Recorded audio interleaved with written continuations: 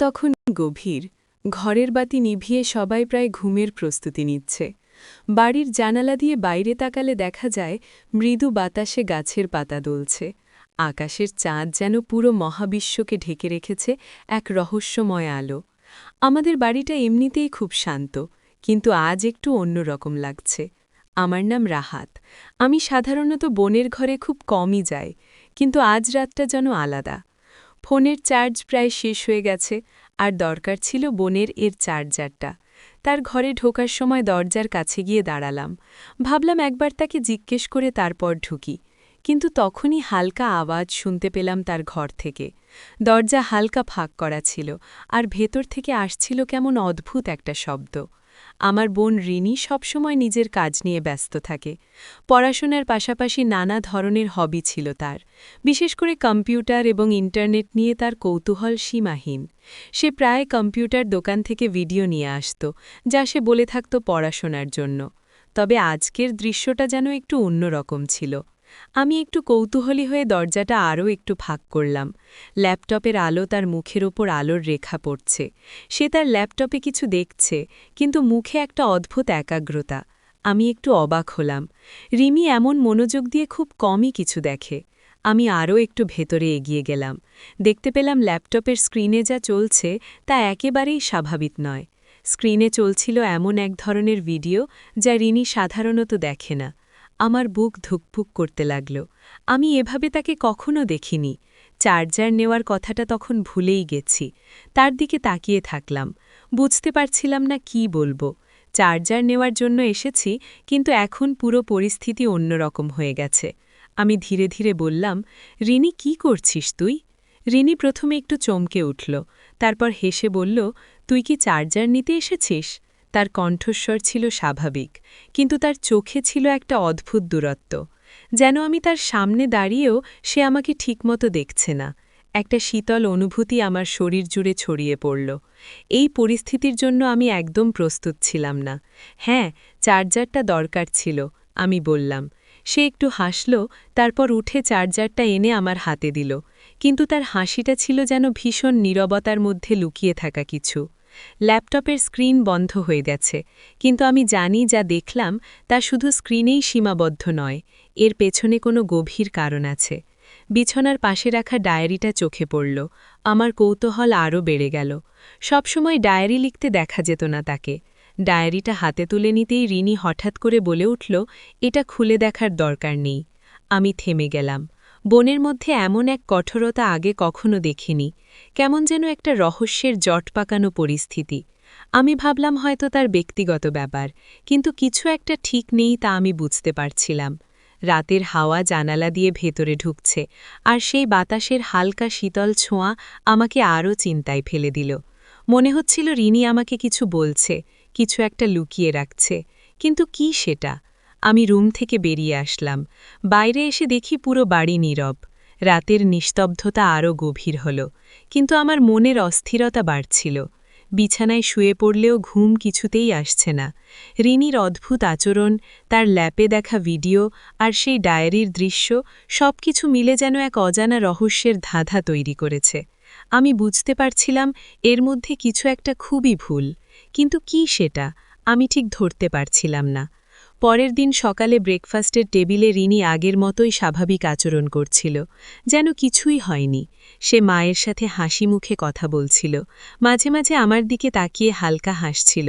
আমি যেন আগের রাতের সেই দৃশ্য ভুলে গেছি, কিন্তু মনে মনে আমি জানতাম ভুলে যাওয়া সম্ভব নয়। বিকেলে কলেজ থেকে ফিরে আমি কিছুটা গুটিয়েছিলাম। কি করব, কার সাথে কথা বলবো, কিছুই বুঝতে পারছিলাম না। নিজের রুমে বসে সে অন্যমনস্কভাবে ল্যাপটপ স্ক্রল করছিলাম, তখনই রিনির দরজার সামনে দিয়ে যেতে যেতে তার হালকা ফিসফিসানি শুনতে পেলাম। আবার সেই ভিডিওগুলোর ব্যাপারে কেউ যদি কিছু জানে তাহলে সমস্যা হয়ে যাবে। খুব নিচু গলায় কথাগুলো বলছিল সে। আমি বুঝতে পারলাম সে ফোনে কথা বলছে। দরজার কাছে গিয়ে শুনতে চেষ্টা করলাম, কিন্তু সে খুব সাবধানী, যেন সে জানে যে কেউ তাকে শোনার চেষ্টা করতে পারে। কথাগুলো ঠিকমতো বোঝা না গেলেও বুঝতে পারলাম কিছু গোপন বিষয় চলছে। রাতে আমি নিজেকে ঠিক রাখতে পারছিলাম না। মনে হচ্ছিল এই পুরো ব্যাপারটা আমার মাথার ওপর দিয়ে যাচ্ছে। এক পর্যায়ে আমি সিদ্ধান্ত নিলাম ডায়েরিটা দেখতে হবে, সেই ডায়েরিটাতে কি আছে সেটা জানতেই হবে। রিমি রাতে ঘুমিয়ে পড়ার পর আমি খুব ধীরে তার রুমে ঢুকলাম।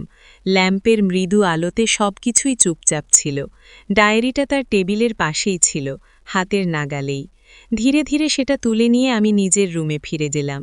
ডায়েরির প্রথম কয়েকটা পাতা ছিল সাধারণ ঘটনা আর দিনের বিবরণ, কিন্তু পাতার পর পাতা উল্টাতে গিয়ে আমার চোখ আটকে গেল একটা পৃষ্ঠায়, যেখানে খুব পরিষ্কারভাবে লেখা ছিল আমার জীবনের সবচেয়ে গোপন সত্য। ও আমার হাত কাঁপতে লাগল আর চোখ আটকে গেল সেই লাইনের ওপর। আমি ডায়েরির পৃষ্ঠাগুলো উল্টাতে শুরু করলাম আর দেখতে পেলাম এমন কিছু লেখা যা আমাকে স্তব্ধ করে দিল।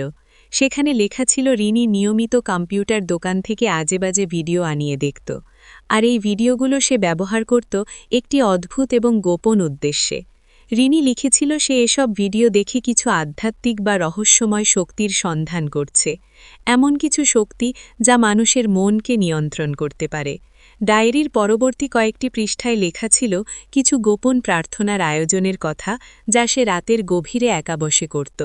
তার ধারণা ছিল এই বিশেষ প্রার্থনার মাধ্যমে সে কিছু বিশেষ শক্তি অর্জন করতে পারবে। সে বিশ্বাস করত এসব ভিডিও এবং প্রার্থনা তাকে অন্যদের চিন্তা এবং জীবন নিয়ন্ত্রণ করার ক্ষমতা এনে দেবে। আমি থমকে গেলাম। রিমি আসলে কি করছে? সে কি আসলেই এসব বিশ্বাস করছে, নাকি সে কোনো মনের বিভ্রমে পড়েছে?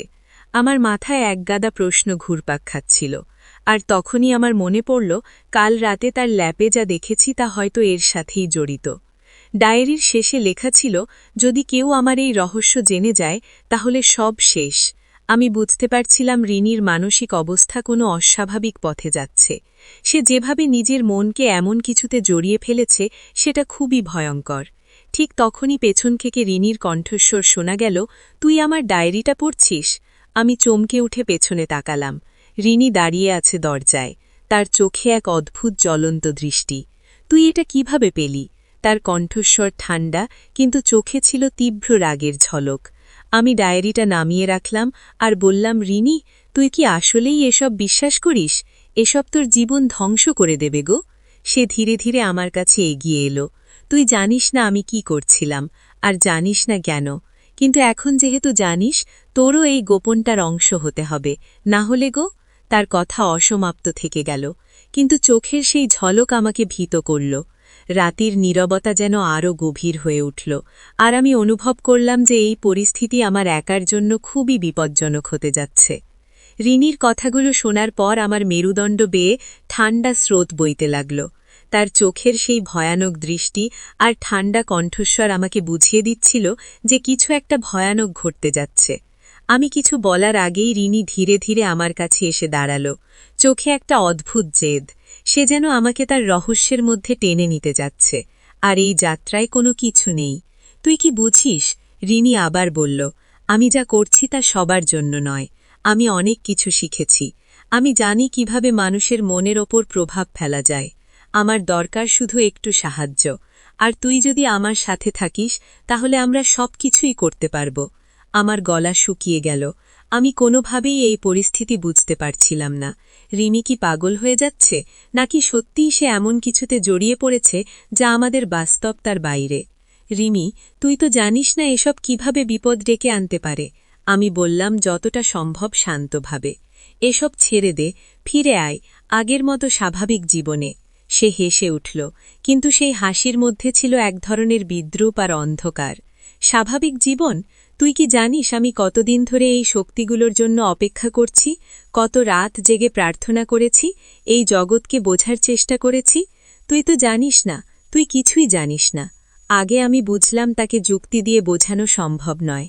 সে এখন পুরোপুরি তার নিজস্ব জগতে ঢুকে পড়েছে, যেখান থেকে বেরিয়ে আসা প্রায় অসম্ভব। ঠিক তখনই রিনি হঠাৎ করে হাত বাড়িয়ে আমার হাত ধরল। তার স্পর্শ ছিল ঠান্ডা, আর আমার মনে হলো তার হাত কাঁপছে। তুই আমার পাশে থাকলে সব সহজ হয়ে যাবে, সে ফিসফিস করে বলল। তুই আমার ভাই, তুই যদি আমাকে সাহায্য করিস তাহলে আমরা সব কিছুই করতে পারব। আমি দ্রুত হাত সরিয়ে নিলাম, আর রিনির চোখে এক মুহূর্তের জন্য হতাশার ছায়া দেখা দিল। সে জানত আমি তার পরিকল্পনায় সায় দিতে যাচ্ছি না। আমি বুঝতে পারছিলাম এখান থেকে আমাকে বের হতে হবে। পরিস্থিতি যত জটিল হয়ে উঠছে ততই বিপজ্জনক হয়ে যাচ্ছে। কিন্তু তার আগে রিনির জীবনটা বাঁচানোর জন্য আমাকে কিছু করতে হবে। রিমি, তুইটা জানিস এসব কিভাবে বিপদ ডেকে আনতে পারে? আমি বললাম যতটা সম্ভব শান্তভাবে। এসব ছেড়ে দে, ফিরে আয় আগের মতো স্বাভাবিক জীবনে। সে হেসে উঠল, কিন্তু সেই হাসির মধ্যে ছিল এক ধরনের বিদ্রূপ আর অন্ধকার। স্বাভাবিক জীবন? তুই কি জানিস আমি কতদিন ধরে এই শক্তিগুলোর জন্য অপেক্ষা করছি, কত রাত জেগে প্রার্থনা করেছি, এই জগৎকে বোঝার চেষ্টা করেছি? তুই তো জানিস না, তুই কিছুই জানিস না। আগে আমি বুঝলাম তাকে যুক্তি দিয়ে বোঝানো সম্ভব নয়। সে এখন পুরোপুরি তার নিজস্ব জগতে ঢুকে পড়েছে, যেখান থেকে বেরিয়ে আসা প্রায় অসম্ভব। ঠিক তখনই রিনি হঠাৎ করে হাত বাড়িয়ে আমার হাত ধরল। তার স্পর্শ ছিল ঠান্ডা, আর আমার মনে হলো তার হাত কাঁপছে। তুই আমার পাশে থাকলে সব সহজ হয়ে যাবে, সে ফিসফিস করে বলল।